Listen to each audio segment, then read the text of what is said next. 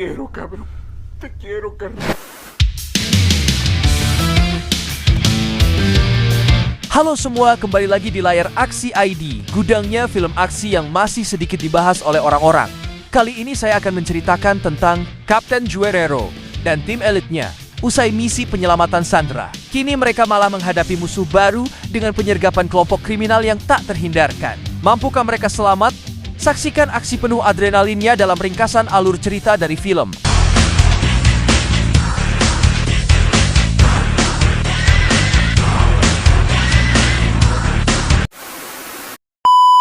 Cerita dimulai dengan memperkenalkan 5 sahabat dekat Guerrero, Combo, Tango, Toro, dan Polo yang tampak santai dalam perjalanan mereka. Namun di balik suasana ringan itu, kelimanya adalah anggota unit pasukan khusus paling terlatih di Meksiko. Di dalam kendaraan mereka berbincang santai soal makan siang. Namun perjalanan tenang itu berubah ketika sebuah mobil tiba-tiba menabrak kendaraan lain. Diikuti serangan bersenjata yang mendadak dan mengejutkan.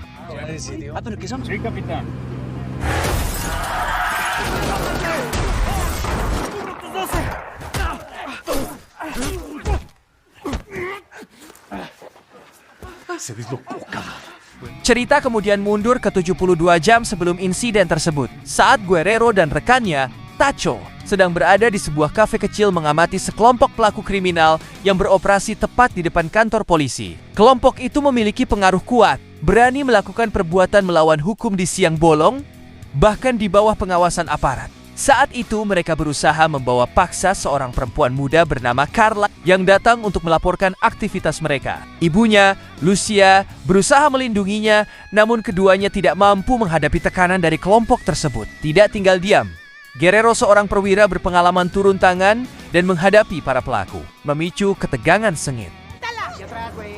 Haciendo lo mismo que yo, cabrón. ¿Este vergas quién es?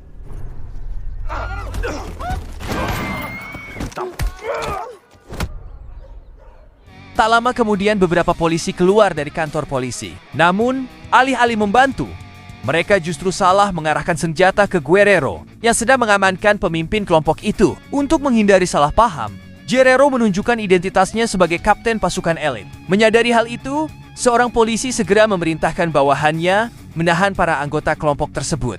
Saat Guerrero hendak pergi, Lucia dan Carla menghampirinya dan menjelaskan bahwa mereka ke kantor polisi untuk melaporkan temuan sebuah lokasi pemakaman tersembunyi di dekat daerah itu. Menanggapi laporan ini, pihak militer langsung turun tangan, mengirim pasukan khusus dan tim forensik untuk melakukan penyelidikan. Karena mengandalkan polisi setempat yang sudah terbukti tidak efektif, bukanlah pilihan.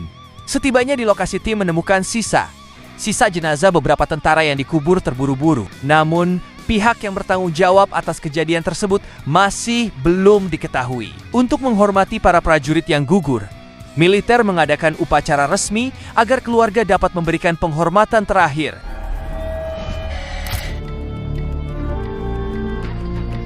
Temuan yang menggemparkan itu pun menarik perhatian luas dari media nasional.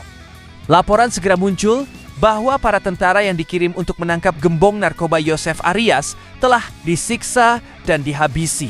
Sementara itu, musuh Joseph mengadakan pertemuan dan menyadari meningkatnya ancaman yang ditimbulkan oleh Guerrero. Ia memperingatkan rekan-rekannya agar tidak meremehkan kemampuan Guerrero sebagai prajurit elit. Pada saat bersamaan, Joseph memulai rencana barunya dan memerintahkan anak buahnya untuk menculik Lucia dan Carla.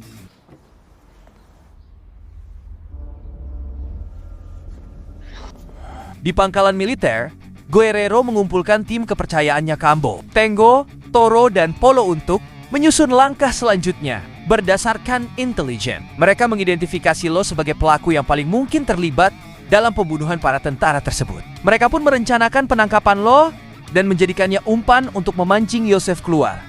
Keesokan harinya, Guerrero dan timnya berhasil menangkap Lo saat ia makan di sebuah restoran. De la masacre no es. Habla de la gente. A ver si ahora sí. De Josefo Nuevo.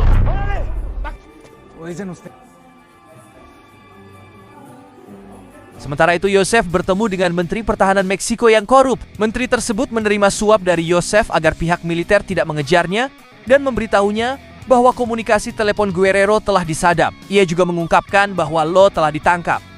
Menanggapi situasi itu, Guerrero dan timnya bersiap menanggung risiko. Dari penangkapan Lo, mereka diberi cuti 3 hari. dan memanfaatkannya untuk pulang bertemu keluarga. Sebelum berpisah, mereka berfoto bersama sebagai kenangan.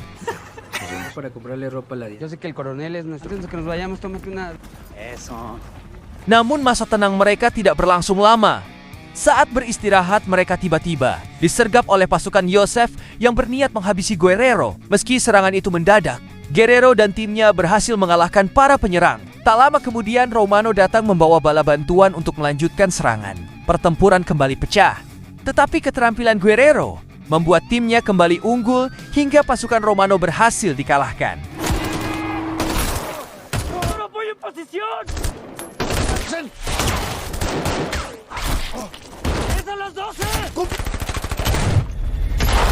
Dengan luka parah, Romano memperingatkan Guerrero bahwa Joseph tidak akan berhenti memburu mereka. Setelah Romano tumbang, Guerrero memerintahkan timnya untuk mengungsi sebelum lebih banyak pasukan Joseph tiba. Dalam perjalanan, ia menghubungi markas untuk meminta bala bantuan dan melaporkan bahwa mereka sedang dikejar.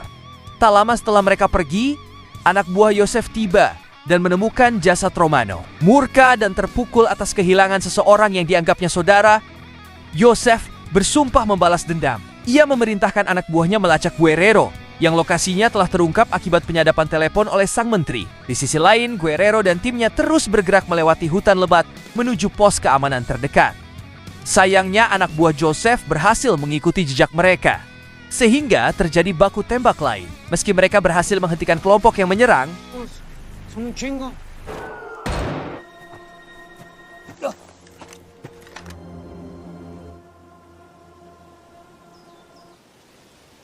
Polo dan Tenko mengalami luka yang cukup berat. Polo terkena tembakan di bahu kirinya, sementara Tenko mendapat cedera pada telinga dan kakinya.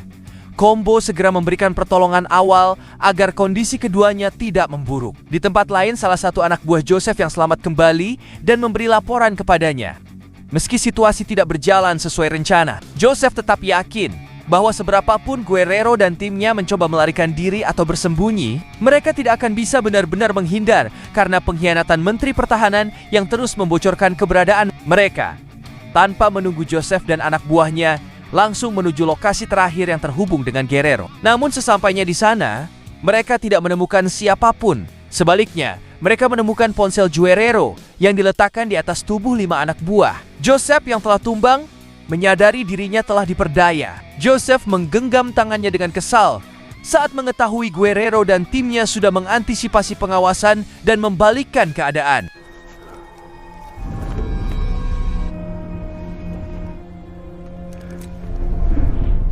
Sementara itu, Polo dan Tenko yang masih dalam kondisi lemah memutuskan untuk beristirahat sejenak. Combo memeriksa kondisi mereka yang terlihat semakin menurun. Pada saat yang sama, Guerrero menemukan ponsel Romano dan terkejut saat melihat rekaman yang menunjukkan bahwa Menteri Pertahanan ternyata bekerja sama dengan kelompok yang memusuhi Joseph, menimbang situasi yang semakin mendesak. Guerrero dan timnya sepakat untuk mempercepat perjalanan menuju keamanan demi meminta bantuan. Dalam perjalanan, mereka melihat sebuah rumah yang tampaknya digunakan sebagai tempat persembunyian kelompok kriminal. Combo mengusulkan agar mereka mengambil alih rumah tersebut, mengingat mereka sangat membutuhkan tempat aman serta ruang untuk merawat Polo dan Tenko. Mereka pun bergerak cepat memasuki rumah itu dan menahan seluruh penghuni yang terlibat dalam kegiatan kriminal tersebut. Huevo.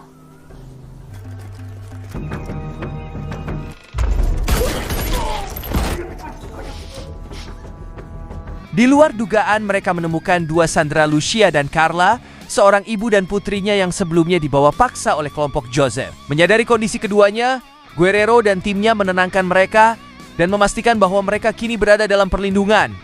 Mereka juga menemukan sejumlah perlengkapan seperti senjata, amunisi, dan bahan peledak yang disimpan di dalam rumah. Dengan adanya 2 warga sipil yang harus mereka lindungi, mereka memahami bahwa setiap langkah berikutnya perlu dilakukan dengan lebih hati-hati. Walau keadaan berat dan risiko terus hadir, mereka tahu bahwa menyerah bukan pilihan. Sebagai prajurit, mereka harus tetap berjuang demi melaksanakan tugas mereka. Malam itu, Guerrero duduk bersama Lucia dan Carla, menjelaskan dengan tenang bahwa mereka sedang berusaha menghindari ancaman Joseph dan kelompoknya yang masih mengejar. Preparados para lo que sea.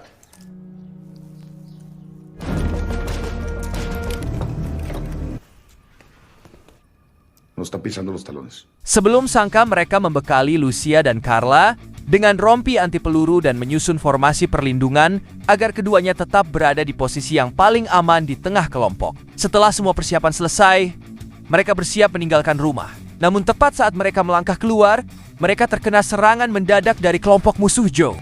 Karena jumlah lawan jauh lebih banyak, Guerrero dan timnya terdesak dan terpaksa mundur kembali ke dalam rumah sambil bertahan dengan amunisi yang tersisa.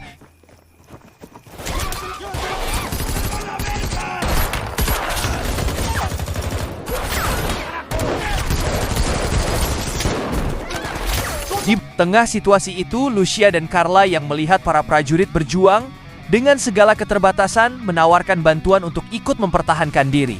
Melihat keberanian mereka, Guerrero akhirnya memutuskan untuk mengajari keduanya cara mengoperasikan senjata agar dapat membantu jika keadaan semakin sulit. Pada saat bersamaan, Combo meminta Tango menggantikannya berjaga sementara ia merawat luka Polo. Sementara itu, kelompok musuh Joe terus menekan dan menembaki rumah tanpa henti, membuat Guerrero dan timnya harus tetap berlindung di balik apapun yang tersedia.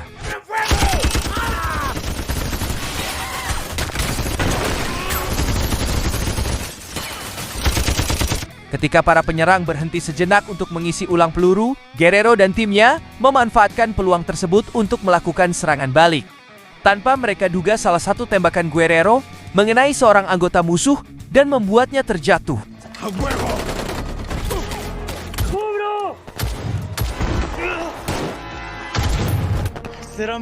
Setelah keadaan sedikit mereda, Guerrero segera memeriksa kondisi timnya satu persatu. Semua merespons kecuali Tango yang terlihat sangat lemah setelah terkena tembakan dari arah luar. Tidak mampu bergerak, Tango meminta tambahan amunisi agar mereka tetap bisa mempertahankan posisi. Mendengar hal itu, Carla menawarkan diri untuk membawa amunisi tersebut kepada Tango. Pada saat yang sama, tanpa sepengetahuan Guerrero dan timnya, beberapa anggota kelompok musuh Joe diam-diam berhasil menyusup ke dalam rumah melalui lorong bawah tanah yang tersembunyi. Beberapa saat kemudian, para penyusup muncul dari arah lorong bawah tanah dan mengejutkan Tango serta Carla, membuat keduanya tidak sempat bersiap.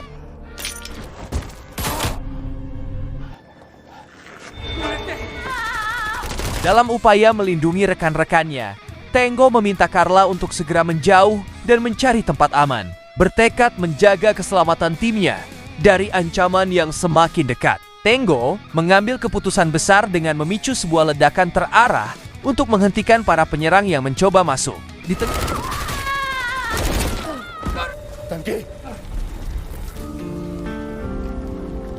Di tengah kekacauan itu, Guerrero harus menghadapi kehilangan besar. Tidak hanya Tango yang gugur, tetapi juga Polo yang sebelumnya terluka parah dan tidak dapat dipertahankan lagi setelah terkena tembakan dari pihak musuh. Kepergian keduanya menjadi pukulan berat bagi Guerrero dan seluruh anggota timnya. Sementara Lucia dan Carla turut merasakan duka mendalam atas hilangnya para prajurit yang telah berjuang keras untuk menjaga mereka tetap selamat. Bersama-sama mereka mengheningkan doa untuk para prajurit yang telah pergi, berharap pengorbanan mereka mendapat ketenangan.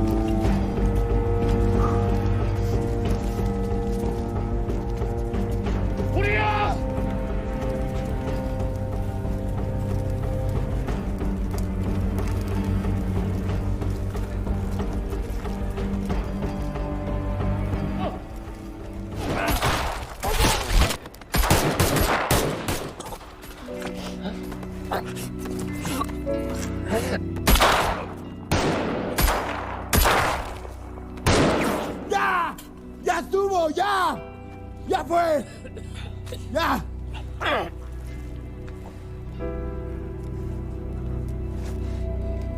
Pada saat yang sama, Joseph akhirnya tidak memiliki pilihan lain selain menurunkan senjata dan menyerah. Namun alih-alih meminta belas kasihan, ia menantang Guerrero untuk menyelesaikan semuanya dengan duel 1 lawan 1. Sebagai seorang prajurit yang menjunjung kehormatan, Guerrero tidak ingin melukai lawan yang sudah tidak bersenjata, sehingga ia menerima tantangan tersebut. ¿Qué? Dale. Nosotros tenemos... Pada awal pertarungan, Guerrero mengalami kesulitan menghadapi Joseph yang memiliki kemampuan bela diri yang tinggi. Namun setelah mengingat keberanian para rekannya yang telah gugur, semangatnya kembali bangkit dan ia mulai menyerang dengan tekad yang kuat hingga akhirnya berhasil menundukkan Joseph.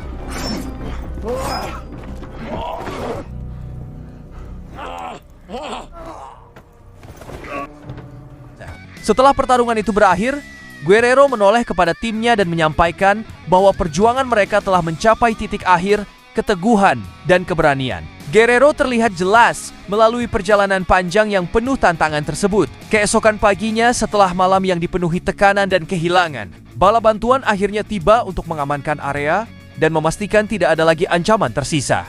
Joseph yang terluka segera diamankan dan dipersiapkan untuk menjalani proses hukum. Terungkap bahwa Guerrero sengaja membiarkannya tetap hidup agar ia dapat memberikan kesaksian penting terhadap para pejabat korup yang bekerja sama dengannya, termasuk Menteri Pertahanan yang terlibat dalam pengkhianatan.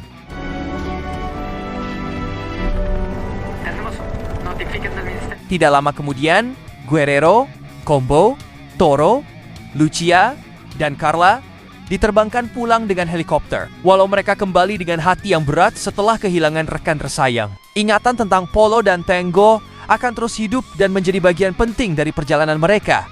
Film pun akhirnya selesai, benar-benar ending yang begitu mengagumkan.